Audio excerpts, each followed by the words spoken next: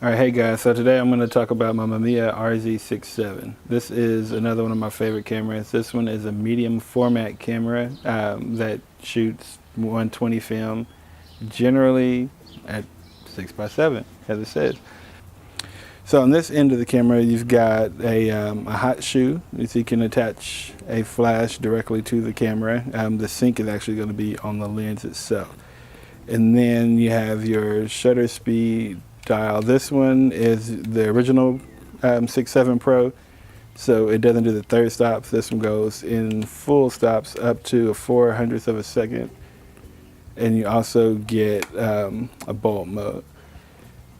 And then on the lens itself is where you're going to have your other adjustments here, like most manual lenses. This is the 90 millimeter.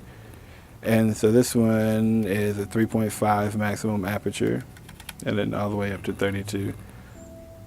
The sync port is actually right on top of the barrel of the lens. That's what you'll use if you're wanting to use like a studio strobe.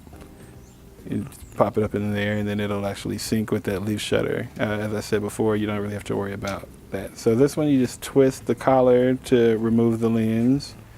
And here you have, your massive mirror here. And of course, you got the electronic contacts on this one. You can set the shutter speed on the back. It's got basic connections given how old it is. Slide that right back on. These can actually be used with digital backs. I'm just not that baller yet, but I do hope to at least be able to rent one of those digital backs eventually and see how that goes. The viewfinders are interchangeable as well. As you see here, I just did a rough cut. Now I've got a prism finder on here. There's a few different models. This is one of the older models. They have different metering in there. This one has the very basic meter there, you can see. To remove that, and I put my waist level finder on. Generally, I shoot with the waist level finder unless I'm doing like landscapes or something else to that effect. Alright, so on the other side of the camera, we do have the cocking lever for the shutter. We have the focus wheel as well as the shutter itself. This selector, this is going to be the standard position to fire a photo. Move it over to the M, that will allow you to cock the shutter without advancing the film, which is useful for doing multiple exposures.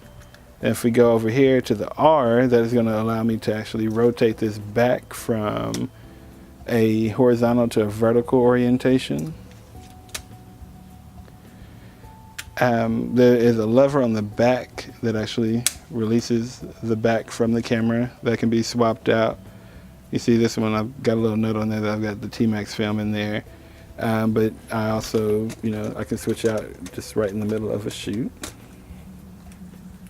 A whole lot easier to do with two hands.